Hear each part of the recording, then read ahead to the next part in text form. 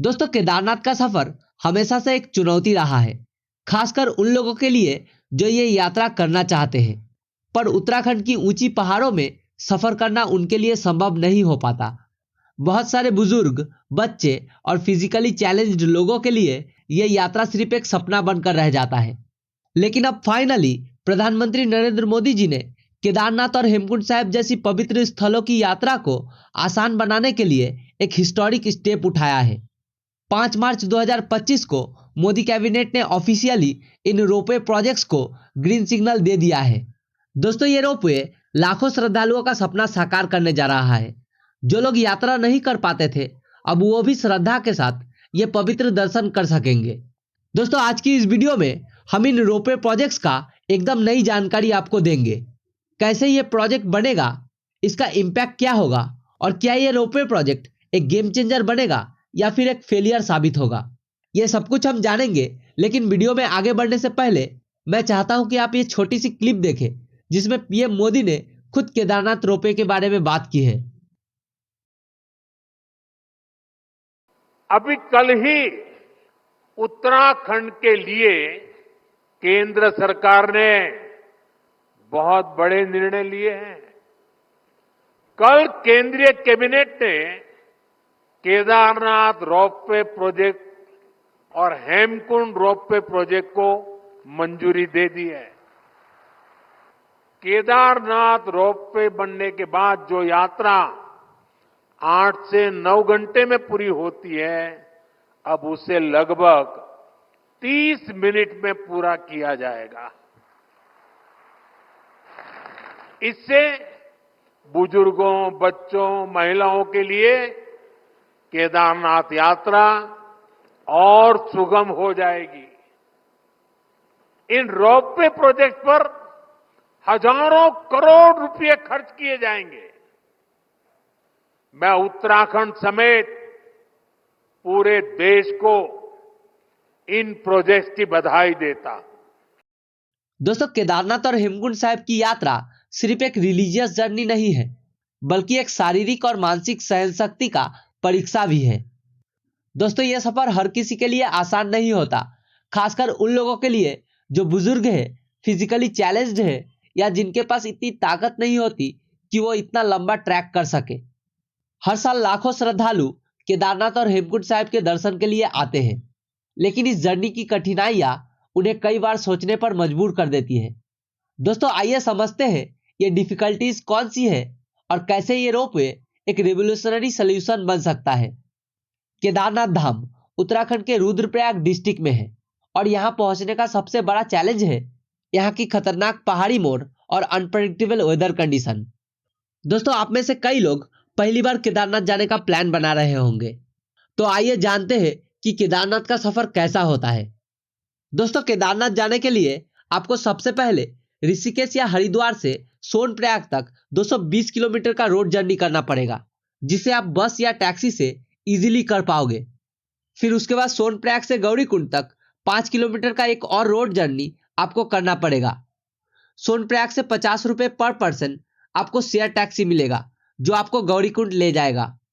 और फिर शुरू होता है गौरीकुंड से केदारनाथ तक 18 किलोमीटर का कठिन यात्रा। दोस्तों, केदारनाथ ट्रैक की कौन कौन सी मुश्किलें लोगों को सामना करना पड़ता है और कैसे सरकार इन मुश्किलों को आसान बना रहा है, आइए जानते हैं। दोस्तों, आपको बता दें कि केदारनाथ धाम 11,755 फीट की ऊंचाई पर स्थित है, जिसमें ऑक्सीजन लेवल लो होता है। बहुत सारे लोगों को इतनी ऊंचाई पर सांस लेने में दिक्कत होती है। वहीं जून से सितंबर के बीच लैंडस्लाइड और कोल ब्रस्ट का डेंजर बना रहता है। दोस्तों, 2013 का केदारनाथ डिजास्टर अब भी लोगों के दिमाग में है, जिसमें हजारों लोगों की जान गई थी। दोस्तों, विंटर सीजन में यह धाम 6 महीने तक बंद रहता है, क्योंकि यहाँ -10 डिग्री से -20 डिग्री तक टेम्परेचर चला जाता है और पूरा एरिया हेवी स्नोफॉल से कवर हो जाता है। दोस्तों, ट्रैकिंग के दौरान अगर किसी को हेल्थ इमरजेंसी होती है तो तुरंत मदद मिलना मुश्किल होती है। कहीं कहीं पर ही स्मॉल मेडिकल कैंप्स अवेलेबल होता है। दोस्तों, ये कुछ चैलेंजेस हैं जिसे पार करके श्रद्धालु केदारनाथ तक जाते हैं। पर दोस्तों, अब ये सब कुछ जल्द ही बदलने वाला है। दरअसल उत्तराखंड के हर एक तीर्थ स्थलों में सरकार कुछ बड़ा करने जा रहा है। खासकर चारधाम यात्रा को लोगों के लिए आसान बनाया जा रहा है और इनमें केदारनाथ रोपवे एक गेम चेंजर प्रोजेक्ट है। जी हाँ दोस्तों, आपने सही सुना। दोस्तों, क्या आपको पता है जिस सफर को तय करने में लोगों को 8 से 9 घंटे का समय लगता था, अब वही सफर सिर्फ 36 मिनट में पूरा होगा। दोस्तों, हाल ही में रेलवे मंत्री अश्विनी वैष्णव जी ने इन प्रोजेक्ट्स के बारे में एक बड़ी जानकारी दी है। दोस्तों, मैं चाहता हूं कि आप ये छोटी सी क्लिप एक बार जरूर देखें। केदारनाथ रोपवे। केदारनाथ रोपवे, अगर आप केदारनाथ जी का ये एक स्केच है जो सोनप्रयाग से गौरीकुंड से करीब उसके आगे सारा ट्रेकिंग का रास्ता है। ये ट्रेकिंग का रास्ता मंदाकिनी जी के साथ साथ है और वो आगे केदारनाथ जी का धाम। चार धाम में बहुत ही महत्वपूर्ण धाम है केदारनाथ धाम। यहां एक 12.9 किलोमीटर का रोपवे बनाने का आज फैसला लिया गया है।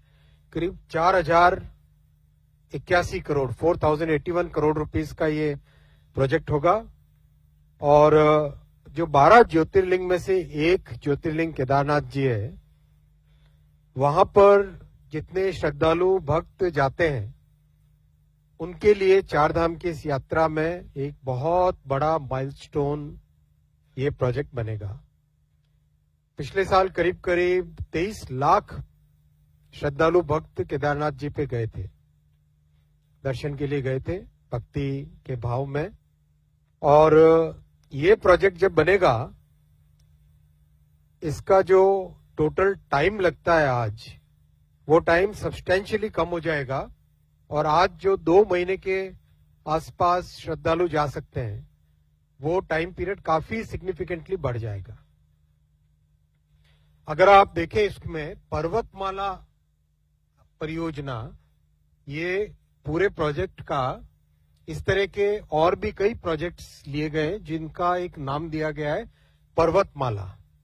पर्वतमाला परियोजना। रोपवेज के प्रोग्राम्स का नाम दिया गया है पर्वतमाला परियोजना। ये नेशनल हाईवे अथॉरिटी के अंतर्गत एक नई कंपनी बनी है, उस कंपनी की जिम्मेदारी दी है। और एक प्रोजेक्ट आपकी जानकारी में होगा, वाराणसी में भी एक प्रोजेक्ट इस कंपनी ने टेकअप किया था। ये 12.9 किलोमीटर का प्रोजेक्ट बनेगा उत्तराखंड टूरिज्म डेवलपमेंट बोर्ड और national highway logistics management limited, ये NHAI की सब्सिडरी है, इन दोनों कंपनीज के जॉइंट वेंचर से बनेगा। अभी जो रास्ता है उस रास्ते में और इसमें बहुत बड़ा डिफरेंस आ जाएगा। ये प्रोजेक्ट की डिटेल से आप फोटो ले सकते हैं और वैसे तो आपके साथ PPT शेयर भी किया जाता है हमेशा। लिखने में आपको सुविधा रहेगी, इसीलिए एक साथ सारे डिटेल्स यहाँ पे रख दिए। जो बड़ा फायदा होगा वो ये होगा कि जो आज 8 से 9 घंटे की जर्नी है वो 36 मिनट्स की जर्नी हो जाएगी। 8 to 9 आवर्स की जो जर्नी है, that will become a journey of 36 minutes. और ये जो टेक्नोलॉजी इसमें लगाई गई है, that is called 3S technology. इसमें 3 केबल होते हैं एक साथ। 3 केबल में एक केबल हॉलेज का काम करता है, 2 केबल उसको सपोर्ट करते हैं पूरे गंडोला को। और जो गंडोला है वो अपने आप में एक मिनी बस जैसा है। 36 लोगों के बैठने की कैपेसिटी उसमें, 36 लोगों के बैठने की कैपेसिटी, ऑलमोस्ट लाइक एक छोटी सी बस के जैसा है। अच्छा, बहुत स्मूथली, और ये बहुत सेफ टेक्नोलॉजी है। दुनिया के जो जाने माने टेक्नोलॉजी प्रोवाइडर्स हैं, ऑस्ट्रिया के और फ्रांस के, उन लोगों के साथ मिलके इसको पूरे को डिजाइन किया गया है।